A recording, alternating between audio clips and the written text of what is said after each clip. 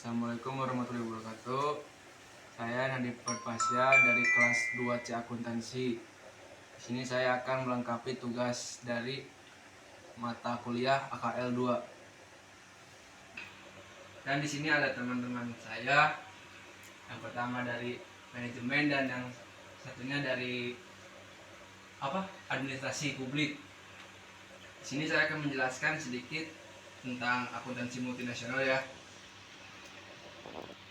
Nah, di sini saya menjelaskan beberapa. Yang pertama yaitu pengertiannya, yang kedua perbedaan dalam prinsip akuntansi, dan yang ketiga contoh. Dan PPT juga udah dikirim ya masing-masing. Iya, udah. Yang pertama itu pengertian.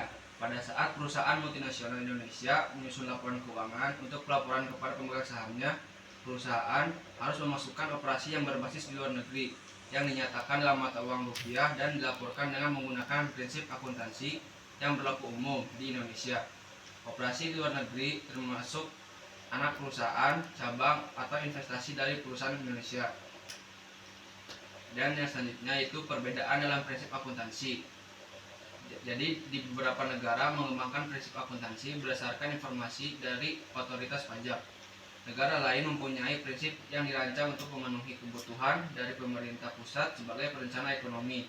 Sedangkan di Indonesia berfokus pada informasi pemegang saham, biasa atau pihak pemberi kredit melalui penerapan prinsip akuntansi yang melakukan umum. Standar pelaporan keuangan yang utama saat ini sedang dalam proses penyusunan oleh International Accounting Standard Board atau IASB. Adalah sebuah badan yang memperoleh mandat untuk menyusun seperangkat standar laporan keuangan internasional dan mendorong seluruh pihak untuk mengadopsi standar yang berlaku secara internasional tersebut. Terus IASB mengumumkan sebuah standar pelaporan yang disebut sebagai Standar Pelaporan Keuangan Internasional atau International Financial Reporting Standard. Sebelum terbentuknya IASB, International Accounting Standard Committee telah menerbitkan International Accounting Standard. IASS diterbitkan dari tahun 1973 hingga tahun 2001. IASB mengadopsi IASS secara keseluruhan dan sekaligus mengembangkannya yang disebut IFRS.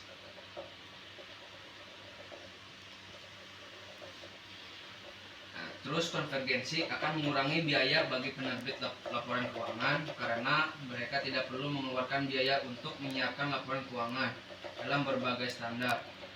FASB terus bekerja sama dengan IASB untuk meningkatkan kualitas standar pelaporan internasional dan mengonversikan kedua set standar tersebut.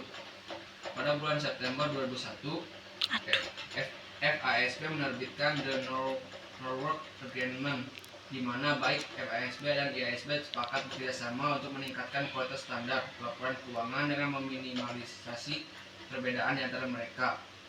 Terus, usaha konvergensi ini berfokus pada evaluasi standar yang telah ada dan mengawasi implementasi standar tersebut saat ini serta standar baru yang kedua kelompoknya tersebut dikembangkan.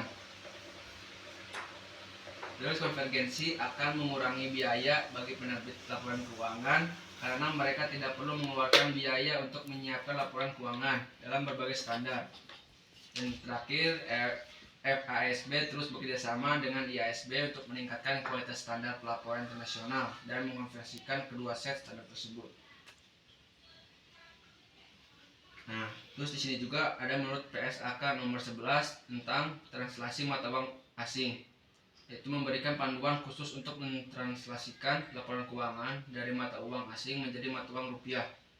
Tujuan PSAK 11 adalah menyajikan hasil yang secara langsung memperlihatkan pengaruh perubahan ekonomi dari pergerakan nilai tukar. PSAK 11 juga menjelaskan tentang pencapaian keuangan dan hubungannya dalam laporan keuangan dengan mata uang asing melalui proses translasi. PSAK menyajikan 3 indikator yang harus dinilai untuk menentukan mata uang fungsional suatu entitas, yaitu yang pertama ada arus kas, kedua harga jual, dan ketiga beban. PSAK mengadopsi konsep mata uang fungsional yang didefinisikan sebagai mata uang dari lingkungan ekonomi primer di mata entitas tersebut beroperasi. Umumnya mata uang tersebut adalah mata uang dari lingkungan di mana entitas tersebut terutama menghasilkan dan menerima kas. Dan sekarang ini contohnya ya, jadi contohnya tuh soalnya pada 1 Oktober 2011, PT Induk Perusahaan Indonesia memperoleh barang secara kredit dari Tokyo Industri, perusahaan Jepang sebesar 2 juta yen. Yang kedua, PT Induk menyusun laporan keuangan pada tahun 31 Desember 2011. Yang ketiga, penyelesaian utang dilakukan pada 1 April 2012. Dan pada tabel ini, tanggal 1 Oktober 2011 tanggal transaksi yaitu kurs langsungnya 80.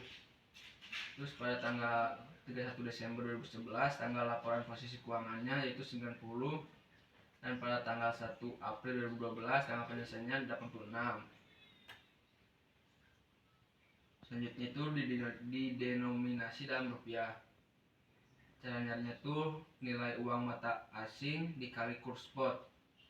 Nilai uang mata asingnya kan 2 juta yen dikali 80 dari yang tabel tadi, hasilnya 160 juta. Terus jurnalnya pada tanggal 1 Oktober 2011 persediaannya tuh 160 dari hasil yang tadi. Utang usahanya 160 juga. Pada tanggal 31 Desember 2011 tidak ada jurnalnya karena ini didenominasi rupiah ya. Terus pada tanggal 1 April 2011 utang usahanya juga 160 juta dan kasnya 160 juta. Selanjutnya itu didenominasikan dalam yen dengan PSK 10. Pada tanggal 1 Oktober 2011 persediaannya itu 160 juta sesuai dengan yang tadi, dan utang usahanya 160 juta juga. Pada tanggal 1 Desember 31 Desember 2011 rugi trans MUA-nya itu 20 juta dan utang usahanya 20 juta. Itu tuh dicari dari awalnya nilai setara rupiah atas yen-nya itu 2 juta dikali 90 jadi 180 juta. Nah, minus 20 juta ini cari dari selisih perubahan kurs dari yang 160 juta tadi dikurangi 180 juta, jadi minus 20 juta. Pada tanggal 1 April 2011 utang usahanya itu 8 juta dan keuntungannya 8 juta juga.